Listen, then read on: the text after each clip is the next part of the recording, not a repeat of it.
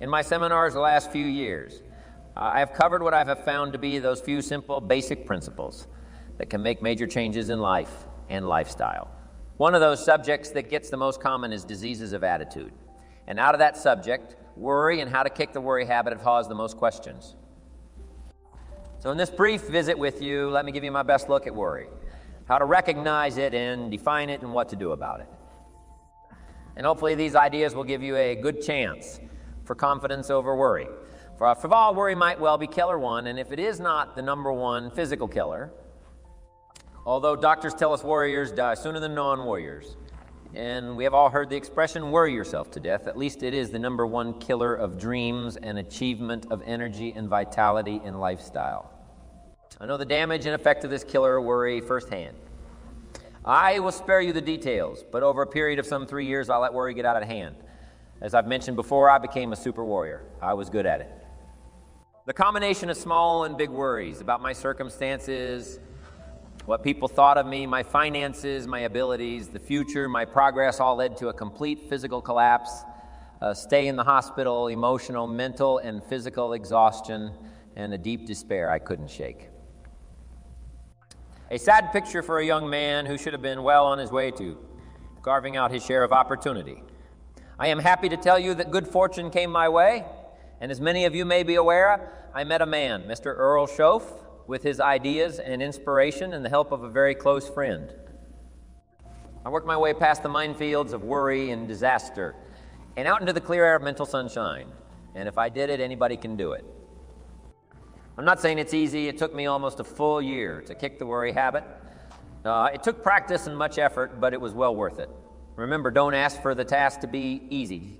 Just ask for it to be worth it. Don't wish it was easier, wish you were better. Don't ask for less challenge, ask for more skills. Don't ask for less problems, ask for more wisdom. It's the challenge that makes the experience in life, and its color and meaning and adventure for you is this collection of experiences. To wish them away is to wish your life away. So let's get to worry and what it is and what it does, how to define it, and what to do about it. And let's do it with eager high hope that it won't be long until you will be free of the worry habit and on your way to the life and lifestyle that you want. First of all, let's define worry. There are many ways we could describe it. Worry is fear painting pictures in your mind. And if you watch that mental movie too long, you get a false picture of how things really are. Worry is a mental broadcasting station, and more often than not, it is false, or at least distorted propaganda. Worry has that sneaky way of stopping short of giving you all the facts. Worry is often the trickery of mentally filtered facts on the negative side and the bold declaration that these are all the facts. Worry has the mental audacity to suggest that the elevator only runs one way down. Many times worry is a five alarm bell for a wastebasket fire, and worry is a depletion of constructive emotion. It's wasted mental energy. It's like letting the starter run the battery down when the car won't start. And worry is most often a lack of all the facts, a lack of full understanding, lack of total information, and an unpreparedness of ability, knowledge, talent, courage, faith, and all the other virtues that should give us a better definition of worry. And remember, left unchecked, it can become like a mad dog loose in the house. And the sorrow and pain and regret is too large. Price to pay not to do something about it, and to do it now. You see, if you contemplated the total sum of human suffering long enough, it would drive you mad. You must understand how life is human suffering, man's inhumanity to man, war, disease, poverty. But it must be in what I call its rightful ratio of your mental and emotional time. So much for what worry is. The next question is, what can I do about it? What is the first step? My best advice on this is to first recognize worry for what it is, admit what it does, and then decide you now want to be free. It first starts with decision on your part, and may I add, well, you should decide. Why let worry continue to take money out of your pocket and bank account? Why let worry any longer keep you from becoming all you can be? Why let it rob you of better friendships, better business, better profits, better results, better communication, better family relations? Why impose your worry on others any longer? It's a burden you can get rid of and a monkey you can get off your back. Why not be rid of those sinking, nagging feelings that all is not going to be well, that you can't do it, that it won't work out? For the best worry is undue concern. That takes up too much of your mental and emotional time. Now we must all be concerned. Hey, life is no joke except to the joker's life, and how to live it is a serious matter. It is risky, full of peril, and there are constant threats to the good we want and to the pursuit of happiness. However, it is undue concern that takes up too much mental time. That begins the harm. It's like a family planning a wonderful trip. While they certainly should be concerned about the condition of the car, the tires, and making sure they pick the proper route, it would be foolish to allow themselves to be completely turned negative with the thought that they might crash and kill the entire family. If that were the case, even if they went, the entire trip would be turned into a nightmare of fear, with the specter of chaos looming around every curve, rather than enjoying the wonderful trip they had planned for themselves and their family. A lot of people do that with their entire lives. So start to make these declarations, and if you mean it, they will start you on your way to confidence and adventure free of the worry habit. Say, first, I've had it with worry. I'm tired of being beaten down and hassled with all those negative mental pictures. I refuse to be tricked by false facts. I'm really not that weak. Never again. Do I want those sick feelings inside those mental false alarms? I'm tired of the drain of my resources. I'm tired of the embarrassment of the lack of confidence. I don't want people, especially my family, to see me in this state anymore. I've got more to offer. I refuse to let my life be short-circuited any longer by letting my mind run wild with a distorted view of the facts. Whether I bring it up or if it comes from someone else, prove it to yourself. Think back over all the things that you worried about. All the fantastic, catastrophic events that your well-meaning advisors had told you were going to happen. Be pleased that none of them ever happened to you, or else you would not be alive today. 90 of the things you worry about never happen anyway. All of us have had these well-meaning advisors who want to appear larger in the eyes of those they wish to advise, and who immediately rear back and describe every single bad option they can think of that might possibly happen by the time they have finished. The one who's come for some confidence, and some help wonders why he even bothers to live anymore. And the fact is, those things are never really going to happen anyway. Bring to question now what your mind tells you or what others tell you, and pledge not to go for false alarms. I've had it as a good beginning. This first step will start you arguing with your worry thoughts. Soon you will start to examine your fears and worries to see if they are valid, and you won't let your mind play those mental tricks any longer. It is possible to destroy any emotion you have, including worry and fear, by a very simple process, and that is analyze it to death. Drag it out on the table and look at it. Weigh it against all of your past experiences. Make sure this one can stand against all the past facts you have. You will now start to use worry instead of letting worry use you. It's a beginning being in control instead of out of control. You will now let concern and the first signs of worry prompt you to learn. Ask questions and look at all sides in order to evaluate true, positive, constructive action. Now you can say, I will let fear advise me of the facts, but I won't let fear tell me these are all the facts. Nor will I let fear determine my reaction to the facts. I will gladly take up the war of faith over doubt, reason over fear, and positive expectation over worry. So talk to yourself right now into a change of attitude. Be persuasive, go all out. Show yourself the hell if you don't, and the good life of answers and progress if you do. Say to yourself, what a fantastic feeling it must be to stop the panic drain on my mental energy, emotion, and physical strength. Imagine putting all that saved energy and emotion and strength into my action plans for the good life. Hey, accept the challenge, believe your beliefs, doubt your doubt. Stay on the campaign to give worry a bad time, like being your own conscientious judge. Say, I've had it with the presentation of a one-sided story. I sustain the objection that worry has failed to bring out all the facts. I despise these mental courtroom maneuvers that try to belittle my client me. I demand the whole truth. And if worry will not be silent, I may cite him for contempt of the court of reason. Oh, that's seen often when worry wants to hassle you with the same old tricks and the same old results. It will work every time. Okay, let's move on to some really positive steps. If you can survive all that has happened to you up to this moment in your life, in spite of doing and thinking many of the wrong things, imagine how you can succeed by now, starting to do some of the right things first. The best answer to worry is confidence, and confidence starts first. With awareness, here is one of the most important lessons in life to learn. Life and business is like the changing seasons. And the real challenge of life is to learn how to handle the winter and take advantage of the spring. In short, that's it. You see, winter always comes, but so does the spring. Night follows day, but also day follows night. Sure, the tide goes out, but it always comes in. Opportunity follows difficulty as surely as difficulty follows opportunity. I have written and recorded much on how to take advantage of the spring, how to cash in on life's opportunities, work hard all summer, learn more ways to plant and protect what you invest, and to reap in the fall without complaint, knowing it's your harvest and you've reaped what you've sown. For this subject, however, let's talk about how to handle the winters, those times when worry, like winter, takes its heavy toll. So we tell it like it is. Winter always comes. So does the night. Some happenings in our life will always be a cause for concern, and sometimes concern turns to worry, and worry turns to fear. But remember, that is to be expected each day, each event. Each season brings both expected and unexpected challenges that we must think about and make decisions on. Life is like a stream that flows continuously. The better we understand that, the better chance we have to produce good results out of all of our challenges. May I suggest something to you? I have a friend who is an avid skier.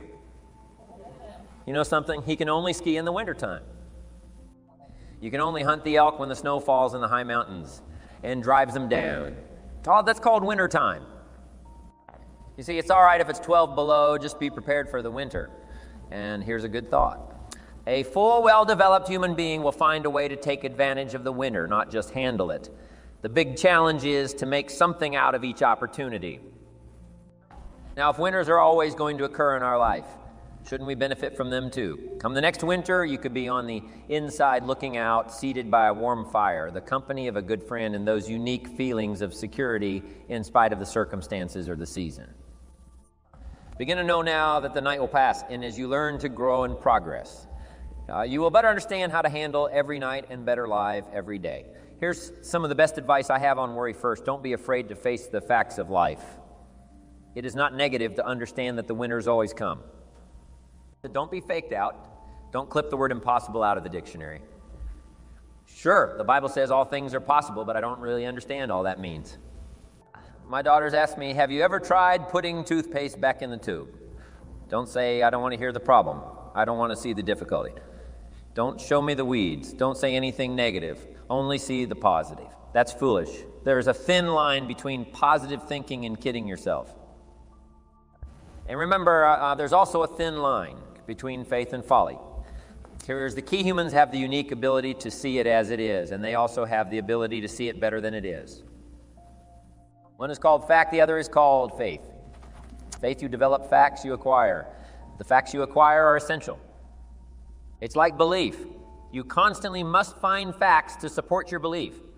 Faith says, I will move mountains. It doesn't say, I will move mountains. If someone gives me a bulldozer, I'll move a mountain if they will build me a road up there. If the weather's nice, if they give me a shovel. Faith just says, I will move mountains. Faith doesn't ask for a result to prove its existence. Faith is because it is. And remember, people die for faith, and some people give up everything. They own their life for faith. Many years ago over in Vietnam, a Buddhist monk did a very clever thing. He did the ultimate in political dissent. He burned himself to death. That toppled the government. That was faith. Totality begets totality. Here's a good prayer. Help me see it as it is, and help me to see it better than it is. And then inspire me to act. Facts and faith and action. What a combination for personal progress and action puts fear to flight. An Old Testament phrase says, watch the ants, you sluggard, consider their ways and be wise. Not a bad suggestion. The study of ants, what do they do in the summer to prepare for the winter? It's a lesson in life and survival. Happiness, wealth, peace, security. Success, safety, friendship, reward, results. And all human achievement comes from a growing ability to understand and handle the changing seasons.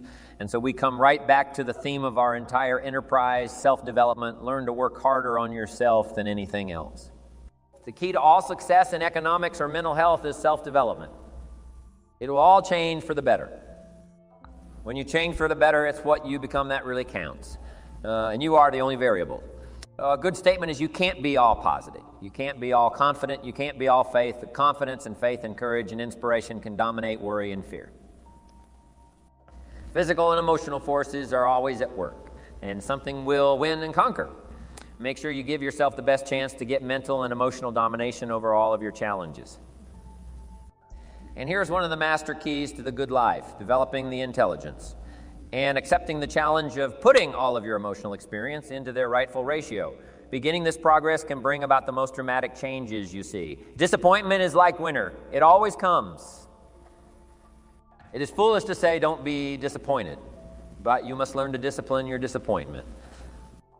If it dominates 51 of your time, you're in trouble. Continued heavy disappointment is like 12 months of winter, and 12 months of winter leaves very little alive. Use the guidelines of seasons to adjust to all the meaningful things that happen to you. So concern, fear, and disappointment, like many human emotions, serve a useful purpose as long as they are kept in their rightful ratio. Left unattended, the weeds take over, disappointment rules, worry breaks loose, fear gets the upper hand, and doubt moves in. But man has worked. Given human action with will and knowledge, and purpose and gardens overcome weeds. Faith overcomes doubt, and confidence pushes worry into a small place. The second major key to mastering worry is to respond. Build up inside of you that heavy desire to be free, to get on with building your life and lifestyle. Too much is waiting to delay. Take a new look at your opportunities. Figure out new ways to seize them immediately and make them work for you. And here's the key. Bring a new dedication that you will master yourself with enough discipline to be more than qualified. Do the present job and prepare yourself for the next move up. Expose yourself to every stimulation possible that will put all this in perspective. Now let's move on to a very important point, and that is the best answer to worry is confidence first. Self-confidence. And in better handle next winter. I have a strong shelter. It is stocked with supplies. And I know how to take advantage of the spring. I'm going to plant better crops and bigger crops. I can last through the summer. I won't quit this time. I'll study weeds and how to get rid of them. I'll be less frightened of the changing weather and the quick storms in the fall. I will exercise more care and reap what I have without complaint and blame nothing for the amount of my harvest. I'll learn to save a fair portion so that I can survive the bad seasons. When out of control, the hailstorm comes and it all goes wrong. Now we must consider this. The most fatal deterrent to self-confidence is guilt. Not doing all you know how to do to the full extent of your present ability weakens the foundation for confidence. The biggest part of worry comes from the lack of this personal confidence. And lack of confidence comes from two major things.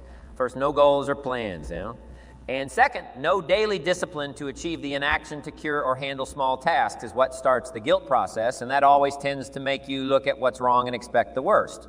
So listen to the voices of creative experience. About nature experience, wisdom books, everything. Speak to you and teach you. Remember, both opportunity and challenge await action. Everything yields to diligence. It's not what you can do, it's what you will do. That counts. An undeveloped ability comes from three problems. First, lack of inspiration to find out. Second, lack of reasons to learn. And third, lack of applied time and action for developing those abilities. Remember, humans are remarkable, a marvelously functioning entity. Imagine how uniquely your body and mind have survived and managed to function in spite of all the worry. Humans don't die easy. They die hard. Develop a plan for your life rather than aimlessly drifting through it. The victim of circumstance. Create your own environment and learn to control it. You control your own mental environment by developing yourself. So go on a crash program to clean up decisions. Get things done, get other things set up and started and organized. Start doing all the things that would make you feel better. Exercise, diet, reading more books. Open a floodgate of positive moves in the right direction and be thankful. Add up what you do have. Make an actual as well as a conscious mental list of all you possess. Tangible as well as intangible. In view of the 4 billion other inhabitants of the world, yours is probably an incredible list. That list and being thankful should then lead to the big step of discipline. The discipline to sit up and listen. The discipline to pay attention. The discipline to give people and kids the gift of your attention. The discipline to be alert, take care of yourself, rest, eat properly. The discipline to talk well and practice good manners. Courtesy is contagious. Take one day and see what a variety of positive steps you can take and projects you can take on. At the end of the day, go over it. Write out the positive steps, the progress on projects, the rest, the exercise, the meals, the hobbies, calls, records, conversations, and letters. And speaking of calls and letters, write at least one encouraging letter or thank you note and make at least one encouraging phone call or thank you call every week. Then have a friend help you as one helped me to get all the facts and prepare for action. From such a friendship, the greatest gift you can draw is the truth. To one of my dearest friends, I said just the other day as my friend, do me the one best thing you can do for me, and that is tell me the truth. From there I can grow. I can start making wise decisions. We all admire poise, confidence, awareness, courtesy, good manners, courage, health, kindness, attention, beauty, speech, expression, and unhurried intensity and talent at work. This can be your life. Stay with me today. Today I will draw on all I've learned and practice from curiosity to confidence, and I will utilize it all to meet the experiences and challenges that may come my way or that I may seek out. And if all I know and do does not meet or match some unforeseen challenge or experience, I will keep careful notes and take them to my private conference table and try to figure them out and learn and grow mixed in. My curiosity is thanks that I'm alive and able to see and feel and learn and handle and enjoy. Being human and being alive and having been given a chance to turn challenge into experience. How great to have a mind to expand and a soul to nourish, have hands that can feel, a heart that can experience, a mind that can inquire and learn, a soul that can soar, a body that can respond to no love, sadness, hope, disappointment, accomplishment, failure, thrills, terror, appreciation, bafflement, wonder, off-way, frustration, misery, confidence, courage, contentment, impatience, expectation, apprehension, fulfillment, music, sound, pictures, art, beauty, and harmony. To have all this happen to one is one thing. To know it is all happening is much more. I wish for you that you might develop a growing awareness of the world around you and your possibilities in it. Develop a sense of history and destiny and be grateful for the opportunity that you have to participate in that grand endeavor. To sum it all up, first understand what worry is. You now know that it can be beneficial and destructive depending on your awareness. Next, resolve to be free of the habit. That job is up to you to work on yourself to get the right attitude. Next, start the daily action of first cleaning up all your current situation. Remember, little achievements lead to confidence that conquers guilt. Then buy up every challenge to reach your goal. You can now handle it, the winter, the spring, the harvest. Bring a new zeal to every problem, to every fear, to every opportunity, the inspiration from it all, and the immediate and future progress that will someday give you a view from the top of your goals, your adventure, and your achievements. In conclusion, let me give you one piece of poetry. That sums up what a life of adventure should be like and how you should feel. You are now a seasoned warrior. You bear the scars of honorable battle. And here's where you stand today, the familiar words of William Henley. Out of the darkness that covers me, black as the pit from pole to pole, I thank whatever gods may be for my unconquerable soul in the fell clutch of circumstance. I've not winced nor cried aloud under the bludgeonings of chance. My head is bloody but unbowed. It matters not how straight the gate, nor charged to punishments the scroll. I am the captain of my fate. I am the master of my soul. From all of my staff and from myself personally, I want to thank you for listening. Let's do something remarkable.